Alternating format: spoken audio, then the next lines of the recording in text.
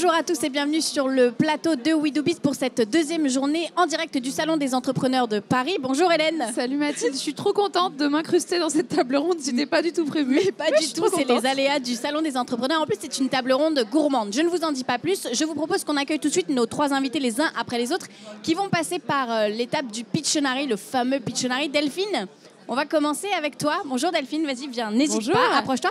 Alors regarde, tu as des craies juste là. Et tu peux nous dessiner ton projet. Et tu dois nous dessiner ce que tu fais. Nous allons essayer de deviner. Messieurs, dames, dans le public, n'hésitez pas si vous avez envie de participer. Vous pouvez crier très fort, nous relayerons votre voix. Tout le monde peut jouer et je crois qu'il y a des choses à manger, à gagner, si vous trouvez peut-être. Ah ouais? On partage. Ok. Allez-y Delphine. Alors, ça ressemble à un légume, un cornichon. Un cornichon, oui. Un cornichon. Oui, elle nous dit oui, c'est bien un cornichon. N'hésitez pas si vous avez des idées. La jarre, le bocal. Un bocal, donc c'est des cornichons en bocaux peut-être. Voilà, des cornichons en bocaux, ok. C'est facile, trop facile. C'est là que ça se complique. On sent qu'il y a une autre étape. Ce n'est pas simplement... Carotte, une carotte. D'accord, donc c'est des légumes en bocaux. J'entends apéritif par là-bas. Alors ça, je crois que c'est la France, j'ai reconnu la Bretagne. Ok, donc c'est des légumes made in France. Des légumes produits en France, dans des bocaux. C'est des pickles. Des pickles. Bravo Hélène. Hélène a faim. Hélène a envie de manger. Viens t'asseoir Delphine, prends un micro. Alors explique-nous, quel est le nom de ta marque? Alors, la marque s'appelle Les Trois Chouettes. Les Trois Chouettes, c'est la nouvelle marque du condiment bio et local. C'est le nouveau Maille ou le nouveau Amoura, en quelque sorte. On développe, on produit, on commercialise des pickles. C'est la première gamme qu'on a lancée. Des pickles, des mezzés, bientôt des ketchup à base de légumes sourcés en direct auprès de producteurs, proches de notre atelier de production. Tous bio, des légumes bio, donc nos produits sont certifiés en bio. Et l'objectif, c'est de mettre du peps et de réveiller les assiettes de tous les consommateurs. Génial. Voilà. Il est 10h du matin, si vous avez envie d'écouter des... Qu'est-ce qu'on a là? Est-ce que tu as la force de l'ouvrir déjà, le bocal? Des concombres piment. Du concombre au piment, la version hot, un petit peu du nouveau cornichon. Du pickle. Super. Voilà. Alors, on va tout à l'heure revenir vers toi. On va enchaîner avec Camille. Camille, bonjour. Bienvenue. Alors, ta mission, Camille, c'est d'effacer le joli dessin de Delphine. Voilà. De prendre une craie et de dessiner à ton tour ton business. Alors, je vous ai donné un indice tout à l'heure. Je vous ai dit que c'était une émission gourmande. Donc ça, c'est un rond. C'est un cookie. Une boule. C'est une boule. Mais c'est une boule de quoi? Attends, c'est pas fini quand même. C'est une boule de bowling. C'est une boule de pétanque. Bah, c'est une boule à manger, vu qu'on a dit que c'était gourmand. Mais bref, arrête. Une boule au chocolat. C'est du chocolat, ça? C'est une boule au chocolat. Mais oui, bah voilà. Une boule au chocolat. C'est très gourmand. Donc c'est moi qui ai gagné le droit de les goûter. T'es pas folle, toi. Les petites boules qui s'appellent Funkitella. Donc c'est une promesse de bonheur. Tout à fait. Raconte-nous. On s'appelle Funky Veggie, on est une start-up qui démocratise le manger sain avec des encas très gourmands et 100% naturels qui sont vendus en grande distribution et qui s'appellent les boules. Alors elles sont pas toutes au chocolat, mais en fait elles sont toutes à base de dattes et de noix mixées auxquelles on va rajouter différents ingrédients. Donc par exemple la date et la noix, c'est ce qui entoure, c'est ce qui fait le contenant entre guillemets. Oui. Alors sur cœur de boule, oui. Sur ces produits-là, oui. Et en fait, on va rajouter par exemple de la poudre de cacao à l'extérieur. Et là, on a fourré en plus. Donc soit au beurre de cacahuète, soit ce qu'on a appelé le Funkitella, qui est un Nutella naturel avec de la purée de noisettes et du cacao. Voilà, donc votre produit de base, c'est cette boule. Exactement. La boule. Exactement. Et après, vous êtes développé avec cœur de boule. Ouais. Génial. On en reparlera. On accueille tout de suite notre dernière invitée. Non, pas du tout. J'en ai encore deux autres, pardon. J'en oublie un. Gaëtan, bonjour. Bonjour. Bonjour Gaëtan, je vous en prie. Effacez, recommencez. Même exercice. C'est la magie du Pictionary. N'hésitez pas dans le public si vous avez envie de jouer. Pendant que Gaëtan efface, j'en profite pour vous dire qu'à la fin de l'émission, si vous avez un business que vous avez envie de pitcher, n'hésitez pas. Nous allons jouer tous ensemble pour essayer de le deviner. Alors Gaëtan, est-ce que ça se mange déjà? C'est un indice. Oui. Non, mais vraiment, j'ai dit, c'est une émission gourmande, donc c'est vrai, tout se mange. Voilà, j'ai un peu spoilé. Oui, c'est un... Alors, un ver de terre. Hein, mais je sais, moi. Un ver de terre, oui. Un ver de terre. Un serpentin. Un serpentin. La mer. Une anguille. Une algue Ah. qui vient de la mer. Bah, une anguille, oui, bref. Il a C'est fait coloré. des tutos, hein. Moi, j'aime bien. C'est hyper audacieux parce qu'il y a plein de couleurs. Du plancton. Donc là, Ok, c'est donc- transformé. Donc voilà, exactement. Ouais. Il y a plusieurs étapes. Heureusement que t'es là pour nous aider parce que... En fait, le j'ai construit dessin une intrapublic. usine, mais il voulait pas le dire. Ça, c'est une barre. On dirait des seins. Hein. L'esprit mal placé. Une bouteille de. Une bouteille. C'est de l'eau en bouteille Non.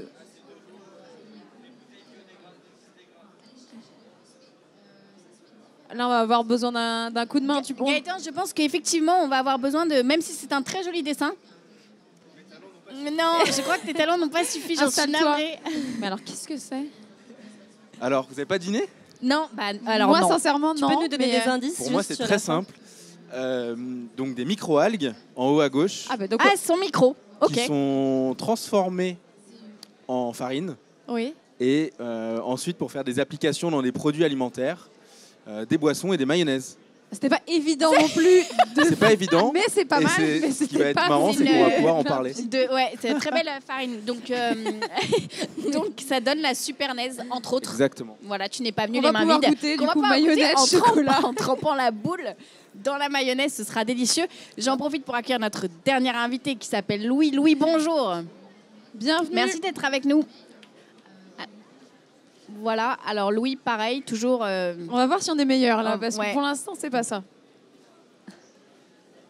Choisis bien ta couleur, Louis, ça compte beaucoup. Encore une fois, vous pouvez deviner dans le public, c'est aussi ça le jeu, parce que là, il y a vraiment des choses sympas À à manger. déguster. On a goûté. Pas forcément tout ensemble, mais c'est Quoique. très bon. Que le concombre dans la mayonnaise, alors ça ressemble à une algue. encore, Non, de ouais. la banane. Une banane, non? Louis, est-ce que tu serais aussi doué que moi en dessin? Une pieuvre. Tu nous dis si on chauffe, hein, parce que sinon on va... Non, ok. D'accord. On donc entend non. Est-ce que ça vous inspire quelque chose dans le public? N'hésitez pas si vous avez envie de jouer. Il y a quand même, je on le a rappelle, des une fun qui petite étaient là à candidate, gagner. peut-être. C'est un sachet. Un c'est sachet, ouais. un sachet de chips. Oui. Des chips. Mais des chips de quoi du coup? De légumes, du coup? Chips de légumes. C'était quoi comme légumes en haut à gauche? Attends, prends le micro. Manioc et patates patates douces. douces. Oui, d'accord. Alors nous c'est Jungle Crisp et on fait des chips de légumes exotiques, en l'occurrence patates douces et manioc. D'accord. Et donc on a non. Ah mais Tous- Louis, ils ont tous tu ne été as pas mangés, ramené hein. de chips. Ils ont tous été mangés. Tu sors. C'est ce que j'adore. Bon, Alors tant pis. on a nos 4 invités. Donc vous êtes tous les 4 sur le secteur de la food.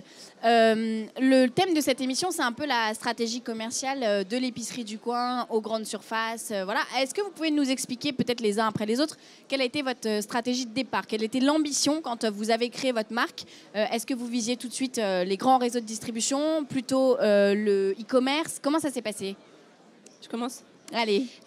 Nous, on est toujours parti de notre mission qui est de démocratiser le manger sain. Et dans démocratiser, il y avait le côté accessibilité, donc grande distribution. Donc on a fait le choix en fait de partir en GMS, donc en magasin conventionnel, plutôt qu'en magasin bio. Et ça s'est fait pour le coup de manière un peu accélérée et pas tellement prévue parce que moi j'étais étudiante et on a participé à un concours organisé par Franprix qu'on a remporté. On n'était pas les premiers, mais on a remporté, on était dans le palmarès. Et Franprix a décidé de lancer ce produit qu'on leur avait présenté comme je l'avais fait chez moi en fait. Et on avait imprimé un vieux pack sur Pixar Printing. Enfin, c'était très très amateur. Ils ont décidé de le lancer en devant de caisse et c'est comme ça qu'on s'est lancé alors que j'étais en master et que je faisais ça à côté. Funky Veggie à combien de temps? Là on parle de... À 2 ans et demi. D'accord. Donc on voilà, ça allait assez vite et on a commencé direct avec la grande distribution. Et tu as réussi à trouver ta cible du coup dans la grande distribution parce que c'est quand même un petit marché du coup les petites boules veggie. Alors oui, évidemment, je pense que nos produits seraient beaucoup plus simples à vendre en magasin bio. Mais en fait, c'est pas la mission et c'est pas les valeurs qu'on s'est données avec Adrien, parce qu'on voulait vraiment être dans une logique de démocratisation du mouvement. C'est quelque chose qui nous tenait vraiment à cœur et qui nous tient beaucoup à cœur. Après, nos produits sont avant tout gourmands. C'est le premier pilier de nos produits. On a 3 piliers en fait. Et donc, ils sont en devant de caisse entre des Mars et des Twix chez Franprix, mais aujourd'hui dans d'autres enseignes. C'est ce que vous mettez en gros d'ailleurs sur le packaging, voilà. C'est la gourmandise et pas Exactement. Le côté sain entre guillemets. Et nos clients, même si nos produits sont véganes par exemple, 95% de nos clients ne sont pas végétariens. Ah ok. Ouais. Delphine, avec les 3 chouettes, comment ça s'est passé ? Assez différemment, en fait, parce que notre produit Pickles, donc la première gamme qu'on a lancée, est assez niche. Et d'un point de vue usage, le consommateur français ne sait pas encore comment l'utiliser, contrairement à des pays anglo-saxons où c'est assez couru. Vous le recommandez vraiment en apéritif, comme ça, alors, à grignoter comme une olive, en fait ? Aujourd'hui, on a une gamme de 10 références qui peuvent adresser soit l'apéro, l'apéro en topping dans une salade ou le sandwich, véritablement. On a 2 recettes qui conviennent très bien pour l'apéro. Donc, parce que c'était un produit assez niche en termes d'usage, nos premiers clients ont été les épiceries fines, qui sont aujourd'hui nos premiers ambassadeurs, qui ont écouté aussi notre démarche, qui est importante. On a une démarche engagée où on source les légumes directement auprès de producteurs, nos légumes sont bio. Et également, on a expliqué les usages qu'ils ont retransmis aux consommateurs. Et assez rapidement, on s'est tourné vers les réseaux spécialisés bio, puisqu'on partageait d'emblée leurs valeurs. Voilà. Et aujourd'hui, on a je pense une approche de retail assez classique, où on va proposer une offre sur mesure aux épiceries fines pour les connaisseurs de pickles. Réseau Spé Bio, c'est surtout des produits destinés à l'apéritif, donc pickles et médias destinés à l'apéritif. Et demain, en réseau plus généraliste, ce sera certainement du condiment, une gamme de pickles tournée vers le condiment, à côté d'un cornichon maille ou d'un cornichon amora, puisque le consommateur percutera tout de suite comment il peut en faire. Et c'est une ambition d'être demain chez Carrefour Eh ben, la mission, et là je rejoins un petit peu ce que disait Camille, notre mission en fait c'est, nos engagements sont tellement forts, jusqu'à installer notre atelier de production pour maîtriser l'ensemble de la chaîne de valeur, notre engagement est tel que nous souhaitons contribuer à un changement du modèle agroalimentaire. Le cornichon aujourd'hui vient à 80% d'Inde, tout le monde l'a dans son frigidaire. Nous on propose une alternative durable et l'idée c'est d'avoir le plus d'impact possible, voilà, et d'emmener des gens avec nous. Et vous avez en fait toutes les deux une stratégie de départ qui est complètement différente, en tout cas au début. Pour toi Gaëtan, c'est pareil. Comment est-ce que tu as commencé ta stratégie ? Tu visais quoi ? La grande distribution, au contraire les magasins bio, les épiceries fines ? Nous, on a un parcours un peu atypique en termes de boîte, parce que la boîte a un peu plus de 5 ans maintenant. Et on a eu 3 années de R&D pour mettre au point nos ingrédients. Donc en fait, pendant 3 ans, on était dans notre labo, on ne côtoyait pas la grande distribution, on ne faisait pas de marketing, on ne faisait rien de tout ça. Et un jour, nos actionnaires nous ont dit « Bon, c'est génial, vous avez levé 5 millions d'euros, maintenant il va falloir vendre un petit peu. Donc allez-y. » Et on n'y est pas allé par 4 chemins, en fait, on est allé voir Carrefour. On leur a présenté le produit qui était encore, peut-être comme un peu Camille, il y avait un packaging qui était très sommaire, le produit n'était pas fini. Et ils nous ont dit « Bon, bah Banco, on va le lancer en Ile-de-France et on va voir comment ça marche. » Nous, on s'attendait à lancer sur quelques petits magasins, des moyens, des grands. Et au final, on a été lancé dans le grand bain sur les 50 plus gros hypermarchés de Carrefour. Malgré la notion végane, je vois, parce que oui. Il y a 5 ans, c'était peut-être pas autant à la mode. Le lancement a été fait plus récemment, c'était il y a 12 mois. En fait, nous, dans la démarche, on s'est dit qu'il fallait tout de suite frapper fort et donc proposer un produit qui est mieux disant que la concurrence, donc qui est la Supernaise, parce que là, c'est celle qui est devant vous, donc l'évolution de la mayonnaise.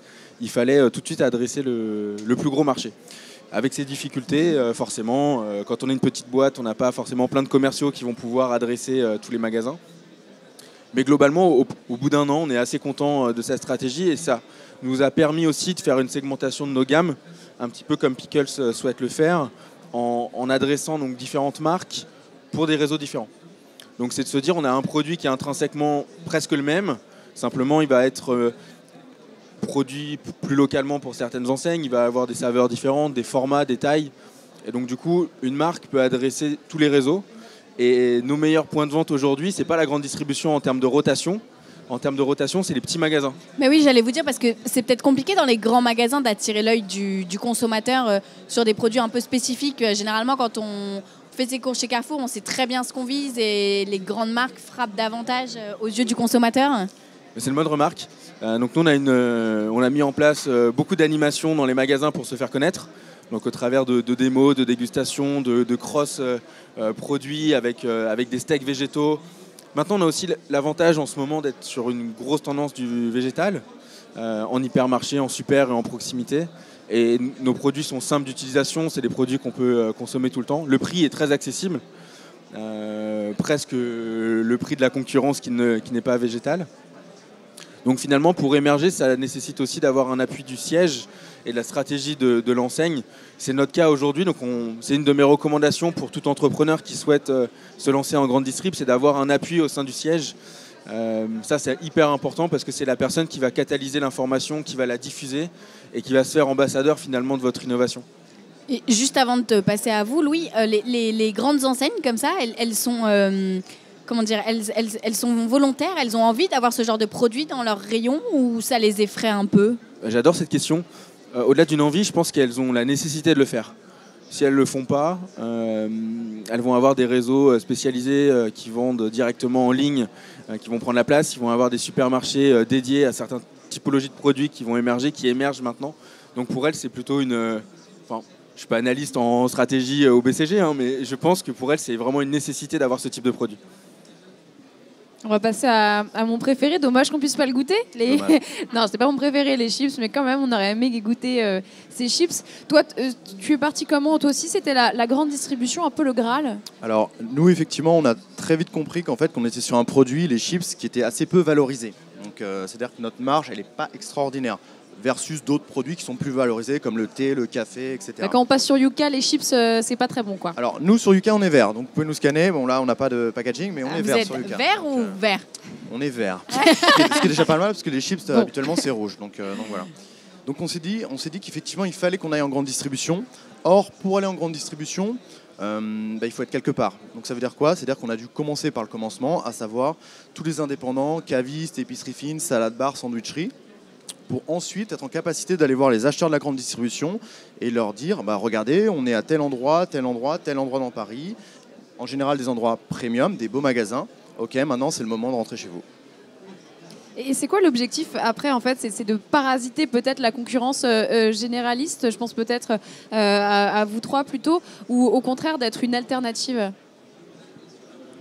Tu veux? Moi, je répondrai pas sinon.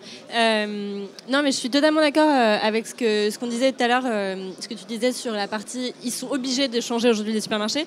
Et je pense que pour résumer, nous, ce qu'on fait et ce qu'on fait tous, l'idée, c'est de recréer de la confiance dans les produits qu'on peut trouver au supermarché, de recréer du lien, de l'authenticité et de faire en sorte que, aujourd'hui, de plus en plus de gens ont le réflexe de scanner les produits, de faire en sorte qu'avec nos marques, les gens aient déjà ce label de confiance et qu'ils n'aient pas besoin de scanner parce qu'ils savent que c'est OK et que tout va bien se passer. Et donc, l'enjeu, c'est de recréer de la confiance. On n'est pas là pour dire la grande distribution, c'est mal et il faut tout abattre, mais juste faire évoluer pour arriver à un modèle qui corresponde plus à nous, nos attentes en tant que consommateurs et qui soit vraiment un modèle de confiance et où il y a de l'authenticité et un peu d'humanité aussi dans le supermarché. Delphine, je te vois acquiescer. Ouais, en fait, je reviendrai aux produits. En fait, on vend des produits. Donc, notre cible, c'est le consommateur. Donc, on essaye de proposer de la nouveauté, à la fois en termes d'usage, et on le fait de manière le plus responsable possible, parce que c'est ça qui fait notre quotidien plus riche. Parle bien dans le micro. Voilà. Et du coup... du coup, ça rejoint ces points-là. On s'adresse avant tout aux consommateurs et on recherche des partenaires auprès des distributeurs, en fait. Donc, c'est ça qui va nous aider à implanter nos produits et à transmettre ces infos-là aux consommateurs de manière transparente et authentique. Mais le plus souvent, je parle pour mon expérience personnelle, on a en face de nous des distributeurs, qui soutiennent notre démarche, qui veulent aussi faire évoluer leurs propositions pour le consommateur. Et voilà, et on a envie d'avancer main dans la main avec eux. Et je vois Camille qui dodeline un peu de la tête sur le. Ils sont plus sympas en magasin bio, mais mais enfin en enseigne spécialisée. Après, non, nous, je dis ça alors qu'on a une relation génialissime avec notamment Franprix et les autres aujourd'hui aussi. Mais c'est clair que l'acheteur est quand même très très intéressé par les chiffres. Et il y a certaines enseignes en particulier où la pression est très très forte. Est-ce que c'est un gage de qualité pour les consommateurs d'être dans les grands réseaux de distribution alors que pourtant il y a quand même un effet de mode sur la petite épicerie? Pas du tout. Pas du tout. Non, Ouais. c'est pas un gage de qualité. Ah non, au contraire, alors nous on voit que justement plus ça va, plus on doit faire de la communication pour montrer que notre composition est 100% naturelle et qu'on est une petite boîte. Parce que dès qu'on nous voit chez Monop, chez Auchan, les gens nous disent ah ouais c'est ça. Ah mais vous êtes Danone et vous faites des trucs mal. Voilà, il y a vraiment une méfiance. Mais encore une fois, c'est plus une mission qu'on s'est donnée, d'être dans la démocratisation, qu'un côté opportuniste. Je suis d'accord avec toi. On les trouve où, pardon Alors, Louis, nous, on est chez Monoprix, on est D'accord. chez Monop, on est chez Dailymonop et on est également chez Franprix. D'accord, vous n'êtes pas chez Picard On n'est pas chez Picard, non. D'accord. Parce que... Et après, on a quelques magasins indépendants comme des Super U, des U Express, des Intermarchés, mais ça reste marginal. D'accord. Et donc, c'est pas forcément, selon vous, c'est pas non plus un gage de crédibilité d'être dans ces grands réseaux de distribution? Non, parce qu'effectivement, on est assez vite vu comme ok, vous c'est Coca, vous c'est Danone, vous mettez du glutamate dans vos produits, etc., etc. Donc voilà, c'est pas forcément. Il faut qu'on explique aux consommateurs que c'est pas parce qu'on est chez Monoprix ou en grande distribution qu'on a les mêmes démarches produits que les grands industriels qui ont saccagé la qualité des produits agroalimentaires depuis des années et des années. Pardon. Vas-y. Non, mais j'avais une question pour Gaëtan. Vous avez eu beaucoup de temps à développer cette mayonnaise. C'est quoi vos objectifs dans les années à venir? C'est encore vous concentrer sur ce produit ou est-ce que vous voulez développer d'autres choses peut-être autour aussi dans les condiments? Juste avant de répondre, je vais rebondir sur ce qui a été dit avant. On est entrepreneur ici. Pour développer notre société, il y a deux moyens, soit d'avoir un chiffre d'affaires et donc une rentabilité qui permet d'avoir un autofinancement et de se développer, soit on est allé chercher du financement externe. Et ce financement externe attend des volumes, donc c'est des investisseurs, ils vont attendre du volume, de la rentabilité plus rapide, et des réseaux comme Carrefour, Franprix, la grande distribution permet rapidement d'atteindre ce type de palier. Donc pour une petite boîte, ça peut aussi être signe de crédibilité du projet, d'avoir déjà intéressé une grande enseigne, de travailler avec elle et d'avoir une augmentation du nombre de magasins. Donc pour nous, ça a été notre choix. Pour répondre à la question, effectivement, on a mis beaucoup de temps à développer l'ingrédient qui permet de remplacer le jaune d'œuf et une partie de l'huile qui est contenue dans la mayonnaise. Nous, notre objectif maintenant, c'est de développer plein d'ingrédients intermédiaires, donc sous forme de farine ou d'extrait liquide, qui vont permettre de texturer des produits agroalimentaires. Notre objectif, du côté d'Algama, c'est que des quiches, des cookies, tous les produits qui ont du jaune d'œuf d'habitude peuvent le proposer en version végétale, vegan, avec nos ingrédients, et d'avoir finalement un portefeuille de marques le plus large possible où les ingrédients d'Algama se retrouvent. Sur la mayonnaise, aujourd'hui on a des beaux objectifs, puisqu'on a signé une association avec un partenaire qui est très cool. Je ne vais pas dire son nom encore parce qu'on va communiquer dans très très peu de temps. Mais du coup, ça va nous permettre d'accélérer. Une petite exclusivité quand même. Peut-être sur WeDoBiz dans 2 semaines. Ok, d'accord. L'objectif, c'est de passer de 500 points de vente aujourd'hui à plus de 1000 dans l'année. Donc, c'est des beaux objectifs pour nous. Okay. Super. Bah, écoutez, merci d'avoir été avec nous. Donc, on avait Camille de Funky Veggie, donc les boules et cœurs de boules assez gourmandes. On avait Delphine des Trois Chouettes avec ses pickles légumes made in France. Algama avec Gaëtan. Et Louis avec les chips Jungle Crisp. Jungle ou Jungle Crisp, Jungle Crisp. C'est bien. Les meilleurs chips de la merci jungle. beaucoup d'avoir été avec nous pour cette émission gourmande. Est-ce que Merci. dans le public, il y a parmi vous des jeunes entrepreneurs qui ont envie de venir pitcher leur projet à gagner, si vous êtes audacieux, une petite boule au Nutella? Non, Il n'y a pas d'audace ce matin. pas d'audace. Il y a Il y quelqu'un a pas qui de veut juste gourmandise. une boule en fait, sans pitcher. Eh ben, ce sera pour nous, tant pis pour vous. Merci de nous avoir suivis. Restez avec nous. On revient Merci. très vite avec une nouvelle émission sur le pitch et la posture en tant qu'entrepreneur. Très important de savoir pitcher, vous confirmez? Oui. On vous l'a beaucoup demandé? Vous l'avez très très bien fait. Merci d'avoir été avec nous. Quant à vous, on se retrouve dans quelques instants. Ne bougez pas. À tout de suite.